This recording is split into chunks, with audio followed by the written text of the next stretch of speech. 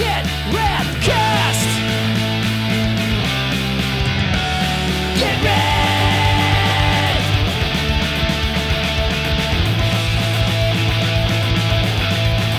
Get Rad! What's up, everyone? Welcome to Season 2 of Get Rad Cast, formerly known as the Get Rad Festival podcast. Yep, we changed things up this year. You'll notice a different voice. If you join us on YouTube, you'll notice a face now. Got a face. Last year, the podcast was just strictly audio, but trying to kind of advance things a little. I think YouTube's a good platform for podcasts. People like to see as much as they like to hear. So here we are. So, Get Rad Cast. We're still going to talk about Get Rad Festival, obviously. That's why this whole podcast started. But we want to kind of throw some extra stuff in there. We'll still have a focus on the UK underground scene.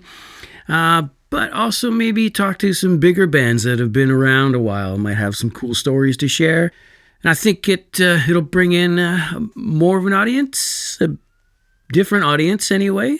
More people joining us to watch and listen, which is the point. We kind of want to grow. So my name is Mike McKinnon. I'm the new face and voice of the Get Rad Cast. Jim and Josh that did the first season of the podcast, they have just gotten really busy. Jim, of course, is the main guy behind all things Get Rad, and he just really needed to focus his efforts on making the festival bigger, bringing other events to the Get Rad platform. And then Josh, of course, singer for Crooked Little Sons. They got a new album coming out and a new tour, so we really had to focus on that this year. They will still join me through the season here and there, so you'll still hear from them. You'll get to see them now. But they felt they didn't have enough time on their hands to put the effort into make the podcast what they wanted it to be. So the decision was made from them to bring someone else on board. And here I am. After a quick chat with Jim, it became pretty apparent that it would be a good fit for both of us. If you don't know me, my name's Mike McKinnon. I did a short-lived podcast a few years ago over COVID. I did my own little podcast called No Focus, where basically I just chatted to my laptop for a while. I did about 5 episodes of that, and then I started doing music and stuff again. Yeah, I wanted to get back into it around the same time that Get Rad was looking to bring someone else on, so here I am. Big thanks to Jim and Josh and the whole Get Rad team. They've been really welcoming to me, and it's going to be fun. I think it's going to be a good ride. I'm a Canadian guy living in the UK. I play music. I do some solo acoustic stuff. I sing and play bass in a band called Noose. Occasionally I sing for some cover bands. I sang for an old heavy metal band called Wraith for a little while, which is kind of on a break now. I like video games. I skateboard. I'm an old guy, but I still get on my skateboard every once in a while. So yeah, it felt like a good fit for the Get Rad team. So this season, we are going to kind of step things up a bit, I feel like anyway. Obviously bringing this to video, we're talking to more bands, bigger bands, but also talk to not necessarily musicians, but anyone we think is rad. So this could be artists, it could be skateboarders, it could be promoters, anybody that we think kind of supports that underground alternative scene lifestyle. And I think that's going to kind of help grow our audience as well, as it's not just going to be focused on, hey, here's the bands that play at Get Rad Festival. Even though we are definitely still going to talk to the bands that play at Get Rad Festival. And also, we will talk to bands that are going to play at the new Skate Rad. We hope will be an annual thing, but first one coming up in May of this year. I'm sure you've heard all about it on the old internet there. So, upcoming guests. Well, we'll announce them as we go, but coming up on this episode, I had a little chat with a friend of mine called Steve Rawls. You might know him from a band called Belvedere. They've been around since early 2000s, late 90s, playing some fast technical skate punk, I guess you would call it. So we'll hear a bit about his journey through Belvedere, Belvedere ending. This is a standoff. He also has a booking company called Merit-Based Booking. So we had a good chat about that. Let's jump right into the interview, I guess. This was recorded around Christmas time, 2023. And when Jim kind of gave me the green light to take over the podcast, I kind of jumped right in. I was like, okay, who are we going to talk to? Who can I get? And I just started messaging everybody. And Steve was one of the first people I interviewed early on. So this is me and Steve having a chat. So, how you been? Haven't talked to you in ages. Yeah, good. I just got over a little sickness there the last couple of days, so I feel a little bit more like myself. But yeah, things have been good. It's been a busy year. Well, it's busy now in different ways. It's funny how you kind of shift from what you normally do, music and everything, and now it's like family, Christmas, really busy for the next, couple of weeks. Yeah. So yeah, it's good. How about things? How are things with you? Yeah, same here. I'm still doing the day job, but still playing music. But yeah, December is crazy with Christmas. Everything kind of gets put on the back burner and you focus on family for a little while. So yeah, I get that. I get that for sure. How many, you got kids? I have one daughter. She's hardly a kid anymore. She just turned 20 this year. So wow. Yeah, it's not the same as when they're little, when you're toys and stuff. Like, well, it's toys, but the toys are more expensive now.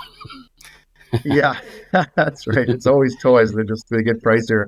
Yeah, my kid's 8. I got at this a little late, but he's a lot of fun right now. It's pretty awesome. It's neat. It's a neat age. Cool. Just given how busy I've been in the last 20 years with the band stuff and on the road a lot. It wasn't even a thought to have kids, and then once my wife and I decided to, it was like pretty quick, and we were pretty. It's been such an awesome time, and now he's I've still been able to tour quite a bit and still try to make sure you have that balance with family and everything. And now he's getting to that age where, he's in drum lessons right now. He's taken a year of piano. He's come and seen some shows. He's been to festivals. So it's a special time because now everything, you can just see the little wheels turning every time you play new music. He actually can sit there and he listens for the drums and stuff. And it's just like, aw, That's cool. That's cool. Yeah. Yeah, my daughter has played some music. She started learning violin at an early age and basically stuck to string instruments. She played ukulele for a little while. She learned a bit of guitar. She doesn't play so much, but yeah, you see that in their eyes. Once they learn how to play a bit, they listen to music a lot differently. Yeah, it's cool to see part of yourself in them as they're growing up. Totally. But welcome to the Get Rad Cast. Welcome. Thank you for having me. Thanks for taking thanks for taking the time out of your day. I know we're all busy this time of year. You and I go back a little bit in the Canadian skate punk scene. Sure. We kind of met through Kyle Richardson, who ran Spawner Records back then. And we did some shows together here and there in Western Canada. Talk about the early days of Belvedere for people who don't know who Belvedere is. Yeah, we started in 1995, and I got out of high school at that time, and I had started a record label, and so I was putting out bands, and I thought that was kind of my role in the music industry, was to be the person behind the bands. And then I started Belvedere because I was like, oh, let's, I play guitar, let's kind of put something together. So I had a 3-piece kind of going with some people that were kind of like into it, but not that into it. But I didn't really, it was just like, oh, maybe we'll play a show, maybe we won't, kind of thing. And then we did play a show. I remember we opened up for Gob in maybe early 96. Cool. And there was something about playing. I just, like a switch went off, and I was like, well, I've got this all wrong. This is actually what I'm supposed to be doing. And so things got, I started realizing, who was into this, who wasn't, and then, new people came in, and then we kind of had our foundation, for quite a long time. The guys that were in the band, and we put out the first. Well, we've now put out 6 records, and a split, 6 and a bunch of other things. Yeah, and but yeah, so that was basically the '90s. Was just sort of like finding ourselves a little bit, finding the right lineup, touring. We were touring a decent amount up until probably about 98, 99. We were kind of just doing Western US or, Western Canada. And then we got a tour across Canada with Bad Religion in 99. And that really kind of kicked things off. It was like, okay, this is the next level now. This isn't us in a basement with 40 people. This is, big stuff. And we learned a lot on that tour. We started doing Warped Tour, and we started doing our own headlining stuff in the States.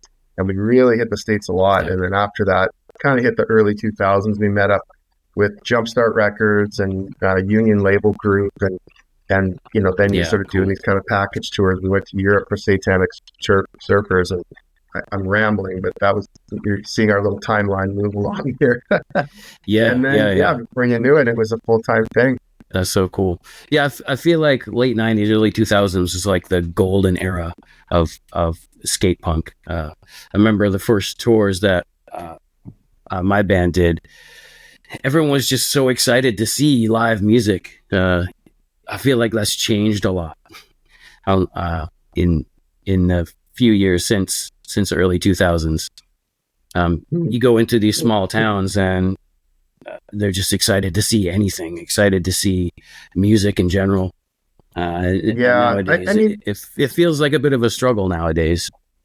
I think it depends on where you are and where you are in things. I think I've noticed, because I've had to see quite a few of these cycles, not just with my own band in a city, but like in a country, in the world. It all kind of goes in different cycles, right? The UK was at a different spot for punk rock, where, compared to Europe and Canada and the States. You go to Brazil and it's like 1998. It's crazy. Like it's because they haven't had that influx of bands. Like people get burned out on stuff, So in Canada in the 90s, you'd see 3 Fat Record bands in a week sometimes. Like it was crazy. They were all touring Canada because it was so good for them up here. And then that kind of burned out a little bit for some bands. I mean, some bands were kind of, at a higher level and kind of still do very well. But, it seemed like whatever you threw up here, people would go to. And that changed over time as people got older and kids and families and all that stuff. But when you go to places like Brazil or some places in Eastern Europe or just even cities that bands don't tour to all that much, it's still pretty awesome. That's good. It's all about just kind of like getting to know your markets a little bit and getting to know your crowds a little bit. Yeah. I think. I mean, that is what I do now. So it is try to analyze, where to put bands, because I run a booking agency now. So you try to figure out where it's best for the bands to tour. But yeah, places like Europe with all their festivals and good music scene there's a healthy amount of festivals that you can put bands on. So yeah, it's I don't know. I hear that a lot. I hear people say like that the scene isn't what it used to be, and I just think that like everything, you have to evolve with it, right? You can just kind of say, well, sure, it's just not working out, but maybe it just works out in a different place. So I guess that's part of the challenge of maintaining a career over 30 years, is you have to evolve. Yeah. Well, you mentioned you have a booking company now. It's merit-based booking. Yep. How did you end up starting that? Was it just out of necessity to book yourself, or did you want to get more behind the scenes again? It was an evolution again. You started feeling, because I've stuck my nose in a few different things. I've done the acoustic thing. I've had This Is a Standoff. I've had Belvedere. I've kind of partially not managed bands, but I'm a resource for a lot of bands. So, and I open myself up to that, right? So people start asking me advice and people start saying, hey, you should really book. And I'm like, no, I hate booking. And then I realize that maybe I don't hate booking. Maybe I just I don't know. Right. It was all a mindset, right? You just it's all about your perspective. So I thought I hated booking, and then I was like, no, actually, I kind of like it. Well, maybe I don't love it, but I like it, and I like the Tetris of it. I like, and when you start like booking other bands, you start to go, okay, like this might not work for my band, but that festival will work great for Cigar or Authority Zero or Much the Same or whatever. Like I had all these contacts with the band that. It was like, okay, well, we did all these European festivals one year. Next year, we can't come back to them. I've got all these relationships here, and maybe we start putting other bands in it. And I think that's why bands are starting to come over, are giving me a call, because it's a band guy running it. It's a different thing, and there's already a relationship with a lot of these bands. I feel that like there's a trust with us because of our band relationship, and they'll know that I'll swing for them as hard as I can, and I just don't bullshit them. I just tell them how it is, and we just move forward. Yeah, I think that's a big thing when you go to a promoter and you know that they've already been in it. They know the struggle. That's a big difference when you get somebody on your side and not just worrying about a paycheck. Yeah, and I mean, as somebody who books a lot of stuff in Canada as well as Europe, there's there's something to be said. Like a lot of bands will just come up to Canada for the festivals, right? And but they kind of go, well, there's got to be more to Canada than that, and there is. Like, I mean, if you're a band like Belvedere, that's been to every, I don't want to say every little town, but we've been to a lot of little towns across Canada, from BC to Sydney, Nova Scotia. We really need to go to Newfoundland, by the way, or north too. But yeah, it's we. Like you say, you for a band like us in the 90s, we would play for 8 people in Toronto, but we would go to Cobourg, an hour east, and play for 100 kids.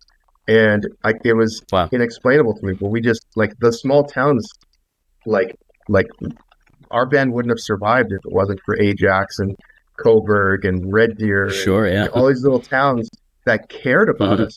Where the big cities, all the kids hadn't moved there yet. Well, they all moved there in the mid 2000s. They all moved to Toronto after that, and then all of a sudden it was good. But it was hard. And now they're moving away from Toronto. They're moving back out to Hamilton again because it's too expensive in Toronto.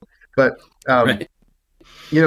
so for outside bands, I think I can provide value because I have a nice list of promoters in these small towns that are still looking to have these kind of bands there. But they wouldn't know that if nobody brought them there. Like some big US agent is only going to know to book them in Montreal and Toronto and Winnipeg, and those are great cities, don't get me wrong, but there are these nice little bridge towns in BC that have healthy scenes and people just want to see live music. So that's where I try to just stick my nose in and bring everybody together.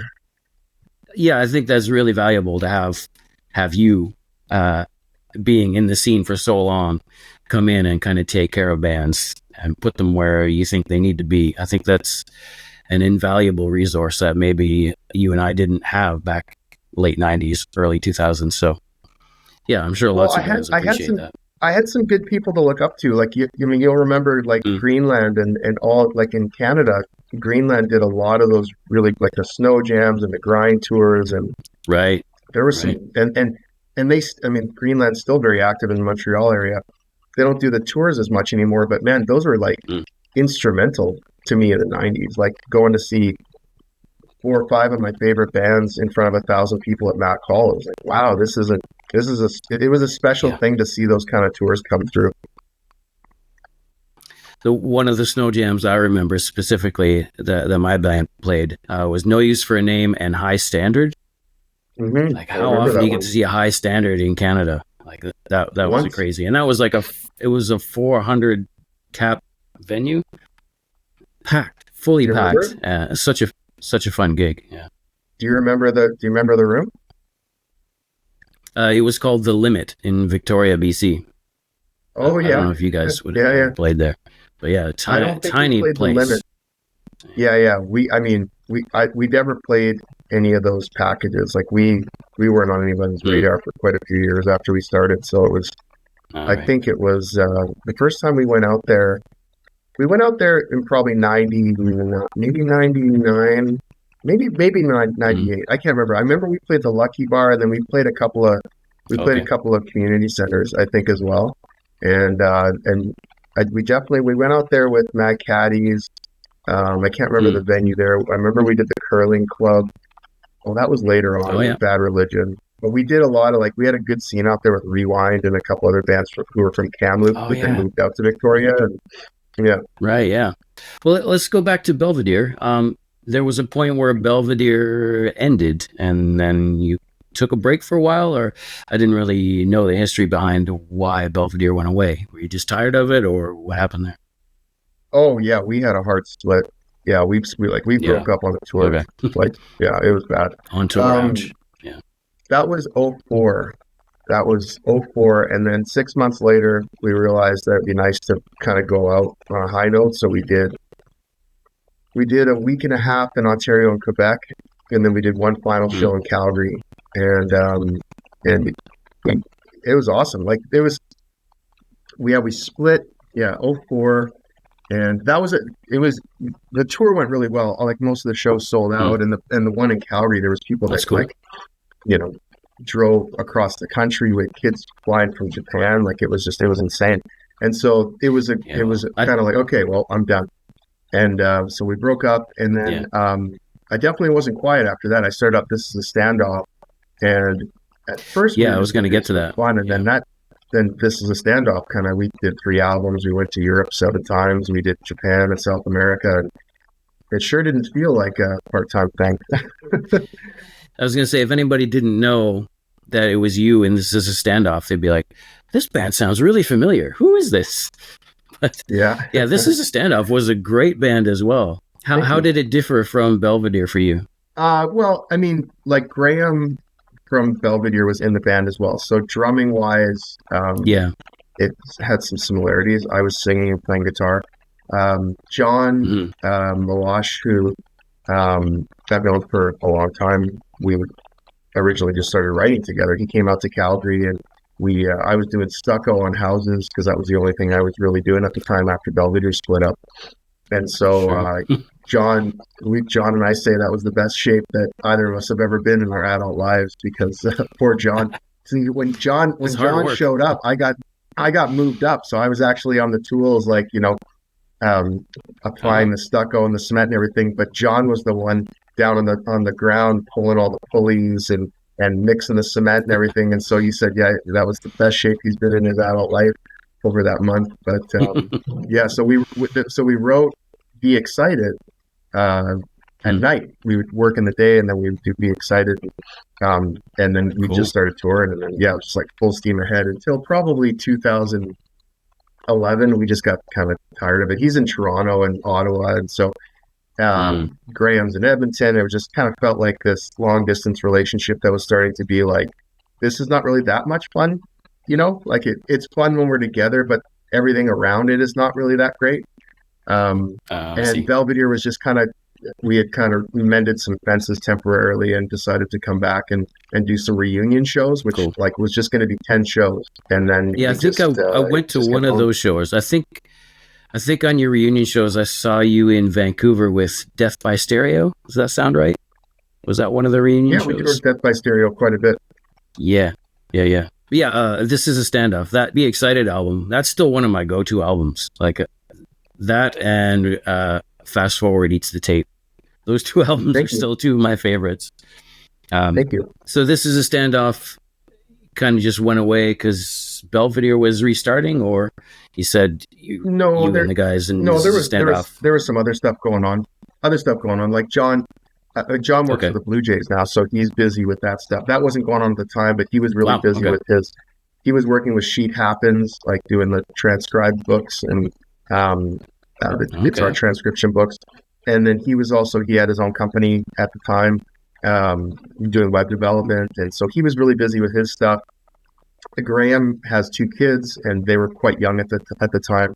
I was getting to where, I was also doing an acoustic record, and I was touring on that. And there's just a lot of things where we just kind of went, this just kind of feels like we did what we wanted to do. It was going places, but we were just this is good what we did. This was supposed to be a fun thing, and it was a fun thing. And so that's all we just kind of dissolved. But in 2018, we got back together and did a reunion tour in Europe and Canada.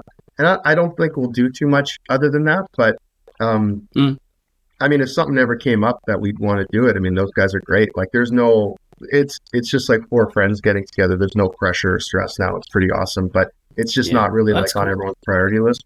So then Belvedere came back, and then you've just been doing Belvedere since. What happened with Belvedere after This Is a Standoff? There's been 3 albums since you came back? Two albums, yeah.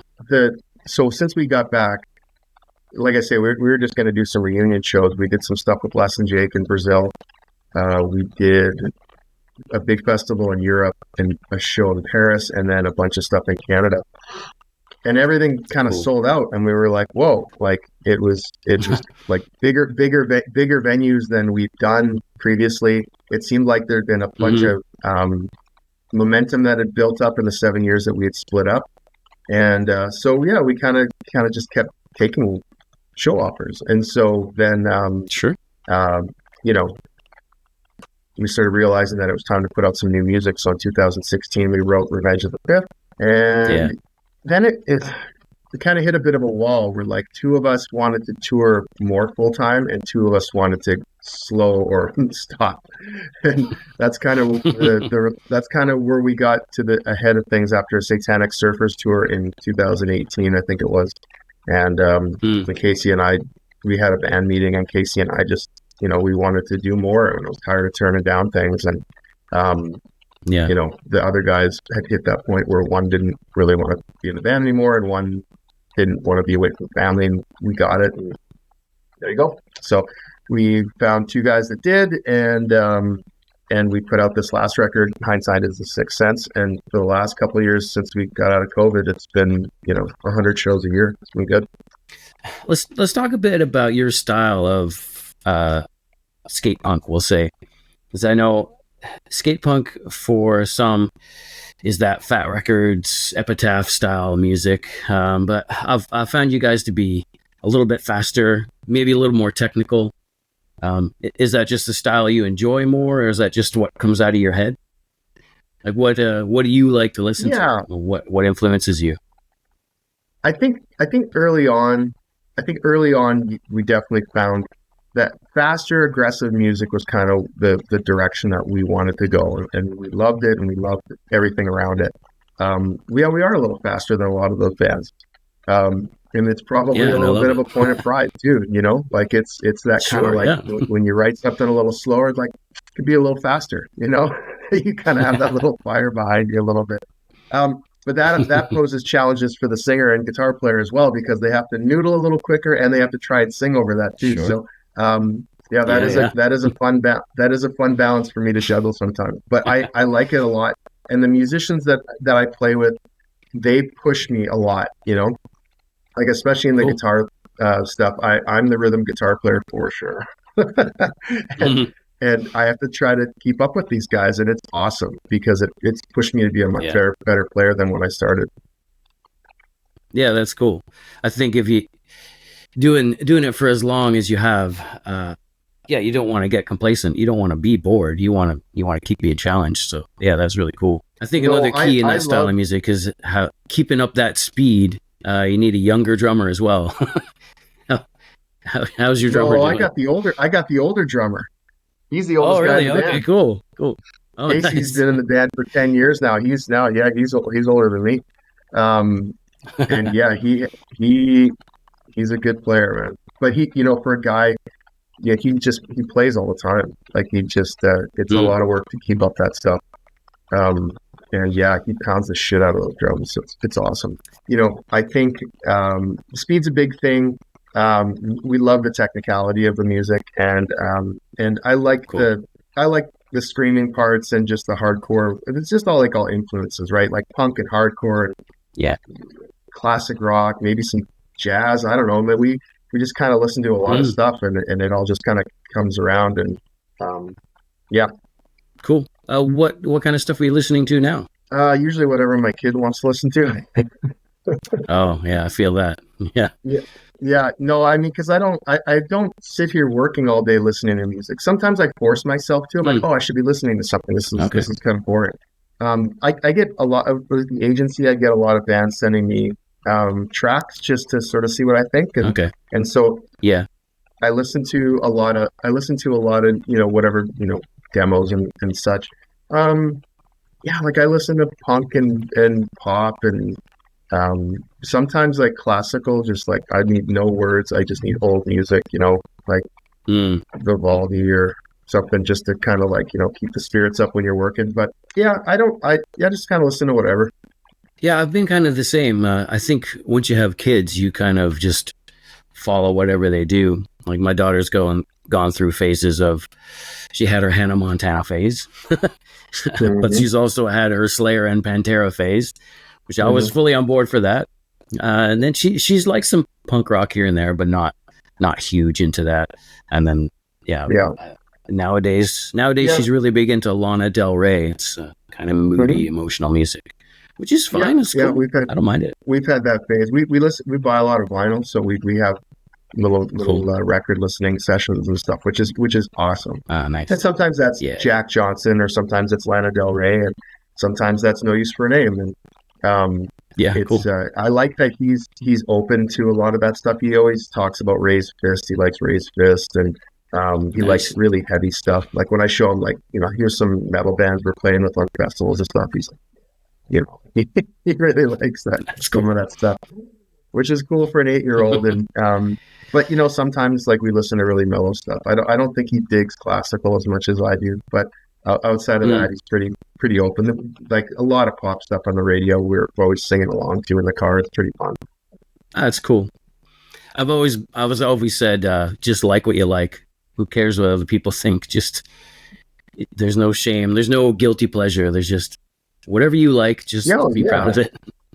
Yeah. totally. Yeah, whatever. Music's music. I mean, it all just kind of Yeah.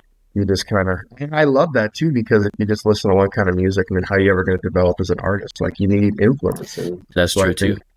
think I just think it's so great to listen to. I mean, I have my limits. There's certain stuff where I just kind of go, nope. I just, I'm not that open minded. I can't get into pop country. I'm sorry. Oh, right. Yeah. Like, I I'm think not for going to me go to pop personally, country for influence. You're never going to hear pop country influencing a Belvedere record. Let's put it that way. okay, that's Well, good. That's really good to hear. they got some great ideas. I think for me personally, music is lyrically based. If the song's not saying something to me, then I'll disregard it. But yeah, I'm with you on the pop Yeah, country thing. It's just it doesn't fit in my ear. that's that's been a topic of discussion lately too, where like, the kid likes a song on the radio and we want to turn it and he doesn't understand why. And we try to explain that like it's sometimes not just about the Mm, music, sometimes it's about what they're saying. And yeah, I think at that point that's maybe a question or an answer that's over his head a little bit. Maybe we shouldn't be so judgmental with that kind of stuff. But yeah, yeah, I mean, I don't want to. I just don't want to listen to a lot of that crap. But that's just me being yeah. stubborn, I guess. I think as a parent, yeah, each you have your limits and some things you don't want to have your kids listen to. So Well, I one thing totally I want to understand that. teach him is that, like, I don't want you. Ultimately, I want him to listen and love and do it and be his own person, of course. But I just want to Sure. challenge him a little bit on some of the. I think it's good that you mentioned the lyrical thing because that is important to me too. And I Mm, think that I'm trying to convey to him that like not every song has to be "I love you, you love me." Like there's more to the world than that. And yeah. if you can challenge yourself to maybe look for different topics of conversation because there's a lot of things in the world that people need to sing about, then I think we're doing a positive thing for him to look for more. Yeah, yeah, that's really cool. Well, let's go back to Belvedere again because Belvedere is what's Sure. main for you right now. What's coming up in this year in 2024? What's coming up for Belvedere? So much. Um, yeah, so the middle of February, we're doing Western Canada with Mad Caddies. Um, And then we go down to the US by ourselves for 2 weeks in March. So we're doing Japan and Australia in May. And then Cool. then we go back to Europe in the summer. We're doing a bunch of dates with Strung Out. Um, Nice. and then I think we're going to do some stuff maybe in Ontario and Quebec in the fall, but that's kind of a big maybe right now. So yeah, it's Right. another full year for sure. Yeah, I saw that you are going to be at Rebellion Festival in the UK. Yeah. Mhm. Yeah, I'll definitely be there. So I'll try and meet up with you somehow. I know festival life is a bit chaotic, but yeah, when I you're mean, over, I'll message you and yeah, see I'm where you always are. out there, man. That's what the best part Yeah, about touring is that I don't really sit in a van at the festival. I'm in a van all day. So as soon as I get there, I'm out and about. I love walking around and getting my cool. steps in, like Yeah, get the steps in though. it's awesome. Yeah, that's right.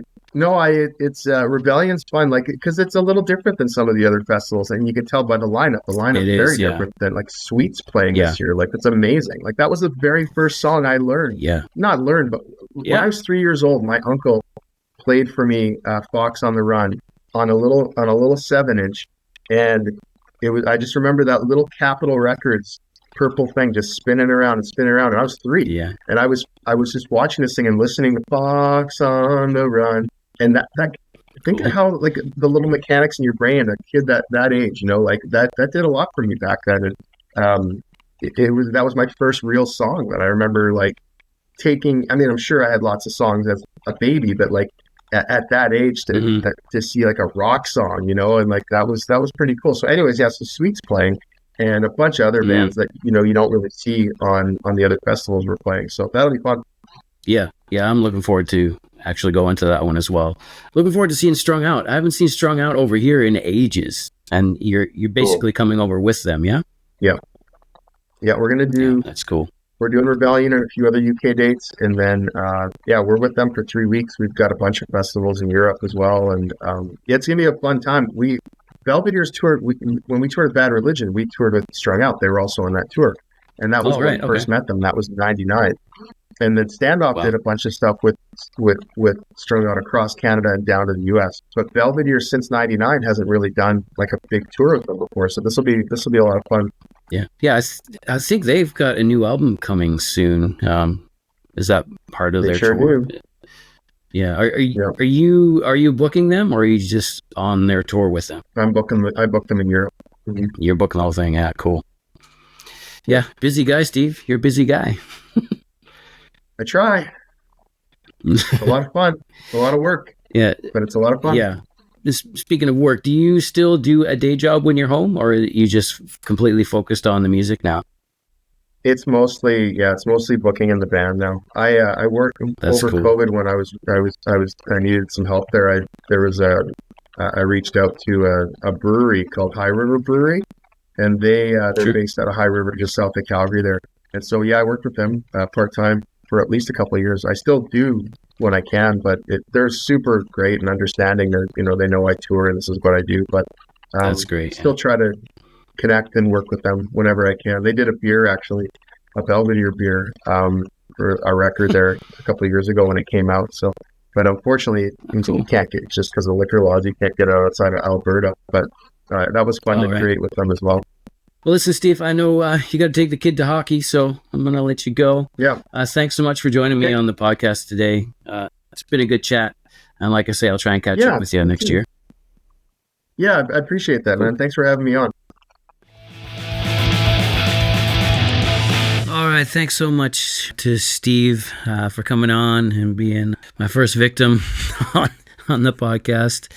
Kind of doing all this myself, finding guests and recording and learning editing and all that kind of thing. So bear with me if it's not exactly perfect, but that's the nature of DIY. If you fake it until you make it. But I'm sure I'll get better along the way. Thanks for having patience with me while we get this all up and running. Well, while we're on the topic of Canadian punk, I thought I'd do a little review of a gig I went to back in December as well. I saw one of my favorite Canadian hardcore bands called Comeback Kid. They're at Rock City here in Nottingham. They were on a tour with the Amity Affliction and Alpha Wolf and Mugshot. So I got there a bit late and didn't catch all of Mugshot's set, but what I did see was really cool. I didn't know their music that well, but the songs I heard were really fun. And then after that was a band called Alpha Wolf that I had heard a little bit here and there on certain playlists, and so I didn't really know their music that well, but they put on a good show. I really enjoyed their set. It made me want to listen to more of their music, so that's a bonus, I guess. Then Comeback Kid came on. They blew me away as usual. It's such a tight hardcore band, but a bit different. They kind of span a few different subgenres, I think. If you buy into the whole genre thing, that is rock music, basically, is rock music, but they kind of dip their toes in punk, hardcore, and maybe even a little bit into metalcore. They end up on some of those bills where they kind of mix with those kind of bands, and they fit in fine. But I love the melodic nature to it. Maybe you would call it melodic hardcore. That's a thing, I'm sure. But they have the singy elements along with the yelly elements with some like crushing breakdowns as well. So I enjoy the diversity of how they do their hardcore. The set list had some hits in it. They opened up with Heavy Steps, and then they did other songs that I personally liked, like False Idols Fall, GM Vincent and I, Wasted Arrows. They ended the set with Wake the Dead. Every song so tight, so good. My only complaint was that it was too short, but that's what you get when a band is in the support slot. After Comeback Kid was Amity Affliction. I think that's how you pronounce it. The Amity Affliction? Sure. I don't know that band that well, and to be honest, I went home. I was that guy. I was that old guy. I didn't stick around for the headliner. But in all honesty, I was just there to see Comeback Kid anyway. But solid set. Yeah, if you don't know who Comeback Kid is, a Canadian hardcore band formed in March 2001 in Winnipeg, Manitoba. A few lineup changes over the years. The current singer, I believe, was playing guitar for them, and then their old singer left the band, and Andrew just stepped up to the mic, and he's been singing ever since. A few albums out over the years, spanning from 2001 to 2022, when their latest album, Heavy Steps, was out on Nuclear Blast. They are definitely due for something new out. I haven't heard anything. I don't know. I'm just saying it's been a couple of years, so it's time for something new. If you don't know them, please go check out Comeback Kid. Thanks for tuning in, everyone. Really appreciate your support. Like I was saying earlier, this is all DIY. The Get Rad team is less than half a dozen people, really. So we all do our best to get the most out of the knowledge that we have that we can put into this type of thing. Like I say, I do the recording, I do the editing on my own, and then I've got help from Ryan and Molly on the team doing the graphics and some other video stuff for me. It is a team effort, but it's a small team, and we definitely appreciate any support that you can give us. So with that being said, obviously you need to like, you need to share, you need to subscribe. If you know anybody that might enjoy this content, pass it on to them. That's how this kind of works. Word of mouth. Let people know. It's that old school thing. You tell people that you like something, and then they want to go check it out too. So that definitely helps us out. Anything that you want to see on the podcast, you can definitely email us. It's just the GetRadCast at getradfestival.com. We'll put a bunch of links in the description to help you find us wherever we are on the web. You can find us at the same places we were last year.